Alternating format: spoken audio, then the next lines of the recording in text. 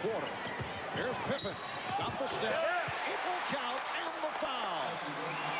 Interesting that time, Marv. The Bulls came down and spread their offense even further out to try to stretch that defense to get some driving scenes. Here, the quick give and go from Purdue to Scottie Pippen got a favorable whistle there on the continuation as the Bulls have been dying to get on the board. Eric McKee was called on the foul, so Chicago with its first field goal. They missed their opening 6 shots. 6-2, Indiana. Third meeting of the season between these two clubs. They split the previous 2. Reggie Miller. And that is career three-pointer number 999 for Reggie. 9-2, Indiana. Kukoc from deep. And back comes McKee.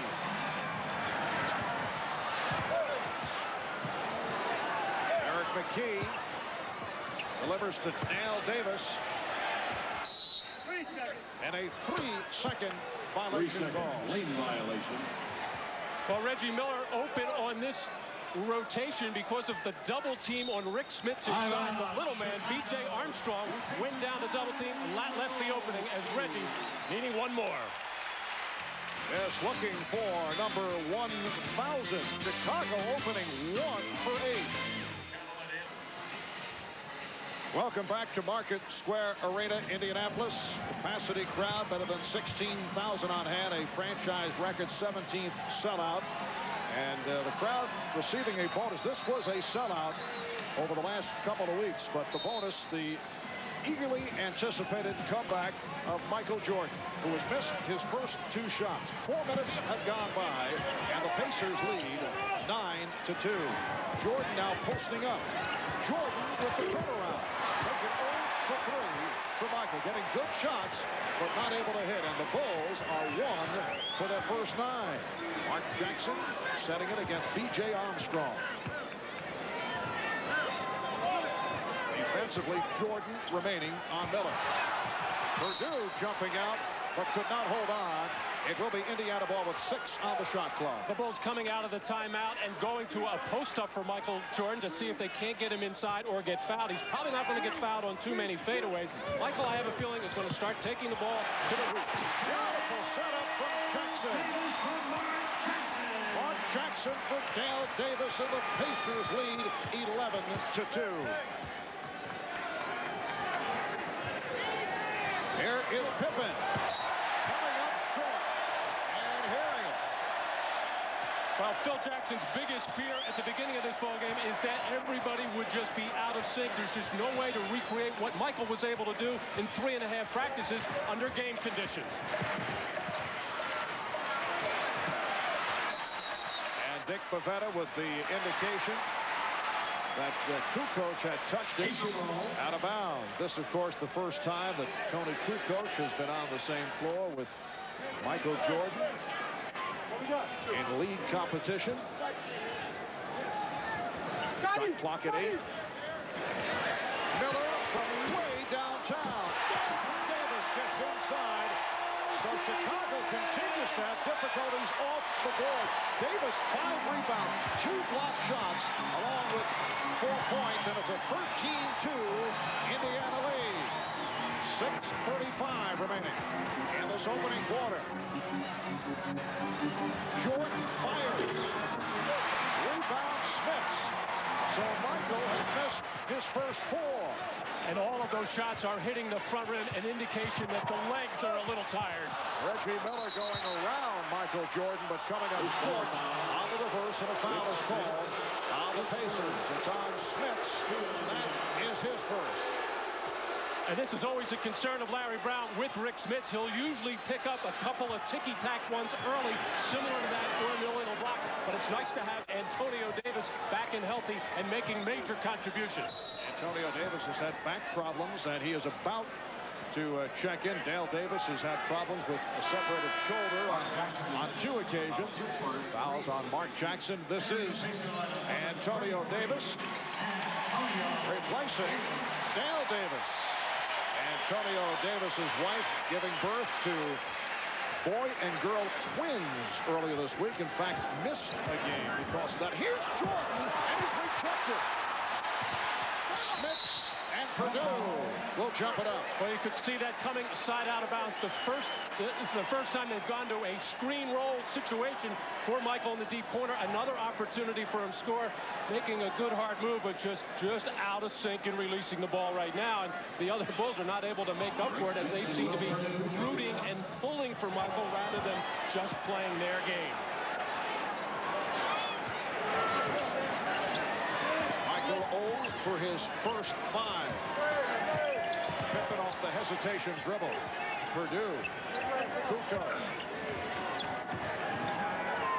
Shot clock at 6. Armstrong for 3. Yes. B.J. Armstrong knocks it down from downtown. Well, Michael was inside with Mark Jackson on him, posting up. The Bulls were unable to get it in. Michael wheeled on him to try to get offensive rebounding position and took Jackson to the floor. Jordan over looking for the steal on Smits. And knocked out of bounds by the Pacers. So the ball back to Chicago. Rick Smits making a move there as Michael ever alert to what the other team is trying to do. Smits did a very good job, however, of keeping Michael from stripping that ball. Indiana with a 13-5 lead.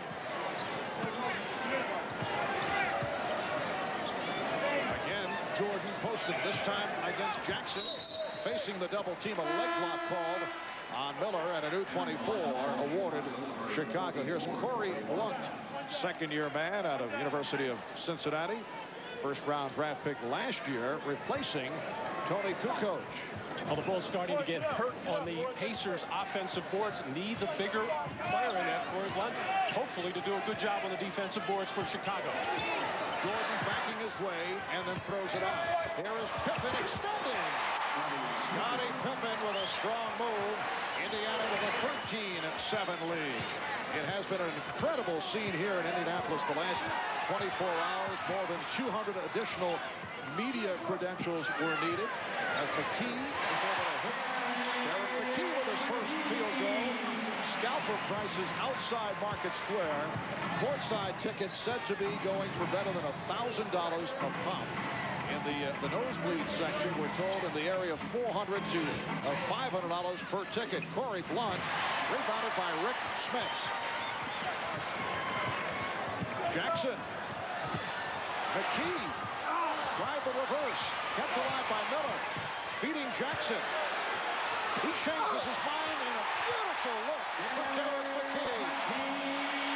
Again, Mark Jackson wide open. He has been playing so much better since the Davises have come back and made a big difference in the Pacer Ball Club. His game has picked up as well, especially in the assist to turnover area. Pippen. On the back tap taken by Purdue. Jordan gave up the shot to beat Scottie Pippen. And Michael knows that he's about to come out. He sees Pete Myers waiting to check in as Phil Jackson gave Michael a good 8-minute run. I think he was a little upset at a defensive sequence between Michael and Pippen about a minute or so ago, but Michael was due to come out anyway. Mike Jackson has 5 assists in this opening quarter. Miller. Miller. 20-9, Indiana. Yes, the question is certainly stamina for Michael Jordan. Jordan for Purdue, who is fouled. Double teamed by Jackson and Smits. Foul is called on Jackson. 2:59 remaining in this first quarter. We'll be right back. Pete, before the game, asked him how he felt about it. He certainly understood, despite the fact that this team has played very well over the last 13 ball games. 9-4, they won 8 out of 10 and 3 in a row. And Pete Myers has been a big part of it. Yes, I would think he would understand the circumstances. That's an offensive foul. Luke Longley called on the foul. The ball goes back to the Indiana Pacers.